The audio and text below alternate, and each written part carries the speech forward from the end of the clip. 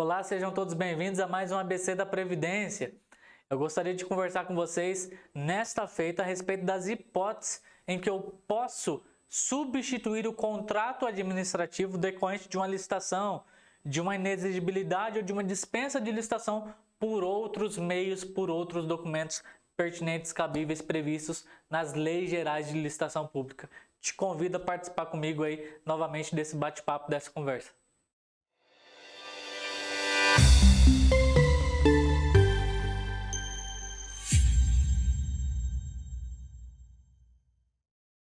Meus caros, nós sabemos que atualmente, estamos em 2023, duas leis de licitações ou duas leis gerais de licitações vigentes. A bem da verdade, a Constituição Federal, em seu artigo 37, inciso 21, disse e trouxe a regra geral de licitação pública, dizendo que todo bem da administração pública só poderia ser contratado, adquirido, um bem, um serviço ou um produto mediante processo de licitação pública, ressalvados casos especificados na legislação de regência. O artigo 24 da Constituição Federal, por sua vez, que é um artigo que trata da competência legislativa, ele vai atribuir à União a prerrogativa, o poder, a competência legislativa em criar, em editar esta lei, em elaborar essa lei com o fito de regulamentar a licitação pública, bem assim as hipóteses em que ela será inexigível ou dispensável ou dispensada.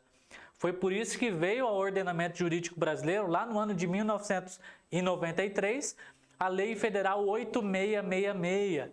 E temos atualmente vigentes, pelo menos até o final deste ano, até dezembro deste ano, duas leis gerais de licitações, a Lei 8666 e a Lei Federal número 14.133, de 1º de abril de 2021. Acontece que ambas as legislações, seja a 8666, seja a 14.133, elas tratam do que chamamos de hipóteses de substituição do contrato administrativo. Uma e outra possuem previsões similares, semelhantes, mas temos sutis diferenças entre cada uma delas.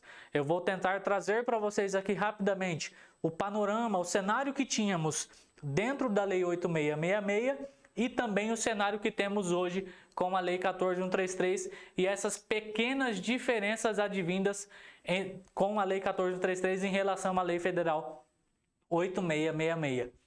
Primeiramente, é necessário lembrarmos aqui que o contrato administrativo é regra e isso está previsto na Lei Federal 8666. Como regra geral, o contrato administrativo é obrigatório, pelo menos em duas hipóteses.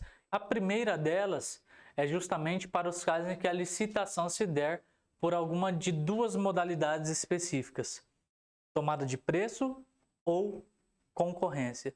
Sempre que eu utilizar alguma dessas duas modalidades, o contrato decorrente ou contrato administrativo, na verdade, ele é obrigatório.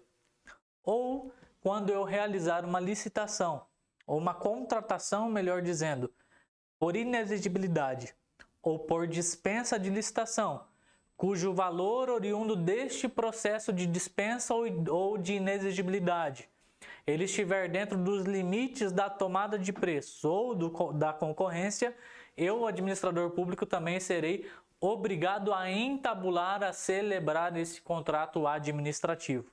Tudo bem? Então, sempre que uma licitação, ou que um contrato, que um processo culminar da modalidade tomada de preço ou concorrência, independentemente do seu valor, contrato administrativo é obrigatório, essa é a regra. Ou quando eu utilizar dispensa ou inexigibilidade e os valores desse contrato decorrentes da dispensa ou da inexigibilidade estiverem dentro do limite de tomada de preço ou convite, o contrato administrativo também será obrigatório. Tudo bem, meus caros? Duas regras gerais, temos duas exceções. Sempre que houver uma contratação cujo valor esteja dentro do limite da modalidade convite, o contrato administrativo será facultativo. Ou quando independentemente do valor, mas isso a critério da administração, nos casos em que envolver compra com entrega imediata e integral do bem adquirido e não resultar em obrigação futura, eu posso dispensar o contrato administrativo, será facultado ao administrador a celebração do contrato administrativo e a sua consequente substituição por outros instrumentos cabíveis. Quais seriam esses instrumentos? Vimos a regra geral, sempre que for tomada de preço e sempre que for concorrência, contrato administrativo obrigatório. Independentemente disso, se eu utilizar dispensa ou inexigibilidade e estiver dentro desses limites, o contrato também será obrigatório. E será facultativo nas hipóteses em que o meu contrato estiver dentro do limite da carta convite ou independente do valor, quando a entrega do bem for imediata, integral e não tiver alguma obrigação ulterior, posterior, futura. Quais são os instrumentos previstos na Lei 8666 que podem substituir o contrato administrativo? O primeiro deles é a carta-contrato. O segundo, a nota de empenho de despesa. Em terceiro lugar, a autorização de compra e, por fim, a ordem de execução de serviço. São esses, portanto, os 4 instrumentos legais previstos na Lei 8666, hábeis, competentes a substituir o contrato administrativo. É esse o cenário posto, é esse o cenário colocado na Lei 8666 quanto às hipóteses de substituição do contrato administrativo.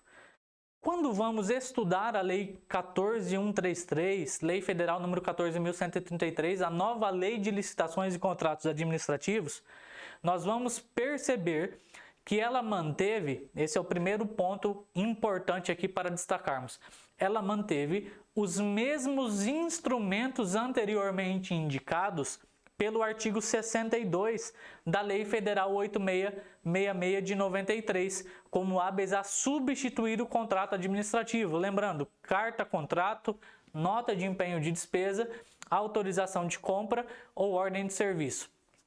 De outro lado, o que é que a 14.133 mexeu?